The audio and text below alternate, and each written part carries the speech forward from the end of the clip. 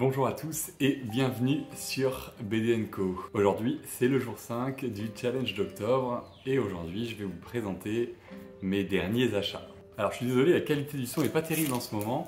J'avais acheté un micro pour changer et en fait, il n'est pas adapté à mon portable, donc je peux pas le mettre dessus. Mais je vous promets que je vais essayer de faire mieux pour la qualité sonore. Je sais que c'est vraiment moins bien que quand j'avais le petit micro cravate. Et je vais essayer d'en retrouver un aussi bien. Bref, reprenons la vidéo, mes derniers achats. Et mes derniers achats, j'en ai fait deux sur ces derniers jours. Le premier, c'est Malgré tout de Jordi Lefebvre. C'est un dessinateur à la base qui a fait notamment Les Beaux Étés et qui est maintenant sur ce roman graphique en solo, c'est-à-dire qu'il fait le scénario et le dessin. J'ai été attiré par cette BD et plus en particulier ce roman graphique parce que les dessins déjà me faisaient beaucoup penser à Ne m'oublie pas, je sais pas pourquoi, peut-être que je me trompe totalement, j'ai pas encore lu la BD, mais c'était un petit peu l'ambiance que j'avais l'impression de retrouver. Et puis j'ai entendu énormément de bien sur cette BD. Pour le pitch, c'est une histoire un peu d'amour impossible entre deux personnes, et ce qui est très intéressant, c'est qu'on va débuter l'histoire à la fin en fait de l'histoire.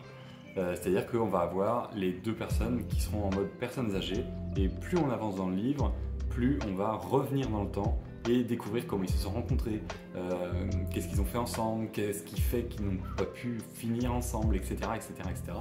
Et on va en fait redécouvrir leur vie. Et d'après ce que je lisais, c'était vraiment très bien fait, très intéressant. Et quand on arrive à la fin, on a forcément envie de relire pour redécouvrir les choses qu'en fait on a découvert qui se sont passées avant et qu'on recomprend un peu mieux en faisant une deuxième lecture. Si c'est un coup de cœur, je vous en parlerai avec grand plaisir lors d'une prochaine vidéo. Mon deuxième achat, c'est le tome 2 du Serpent et de la Lance par Hub. Pour ceux qui ne connaissent pas, Le Serpent et la Lance, c'est une série qui sera en 3 tomes, dessinée et scénarisée par Hub. Et Hub, c'est la personne qui a fait les Oko, qui sont des très bonnes BD, on va dire heroic fantasy ou fantastique, sur les samouraïs avec des démons, etc. C'est très bien fait, c'est très sympa. Et du coup, il reprend une nouvelle aventure tout seul, autour cette fois des Aztèques, environ 50 ans avant l'arrivée des colons. Ce qui est assez sympa, c'est que ça va être un sorte de thriller policier, enquête, qui va être du coup autant des Aztèques. Moi, c'est ce qui m'avait beaucoup plu lors du tome 1. En plus, le tome 1, c'est un tome qui est vraiment quasiment une centaine de pages dans mes souvenirs. Je me souviens plus exactement, mais il me semble que c'est au moins une centaine de pages.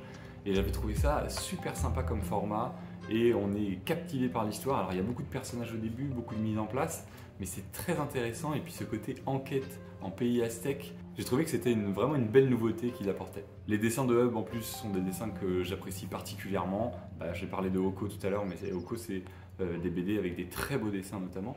Et le premier tome de Serpent et la Lance avait aussi des très beaux dessins, donc voilà pourquoi j'ai choisi de continuer l'aventure Serpent et la Lance, et donc j'ai pris le tome 2. Voilà, c'était mes derniers achats. Sur ce, comme d'habitude, n'hésitez pas à mettre en commentaire vos derniers achats, les derniers achats que vous avez fait de votre côté. Et bien sûr, si la série vous plaît toujours, n'hésitez pas à le dire en commentaire. Si la vidéo vous a plu, je vous laisse mettre un j'aime, je vous laisse aussi vous abonner et mettre la cloche pour suivre mon contenu plus facilement. Moi, je vous dis à demain, c'était BD & Co. Bye.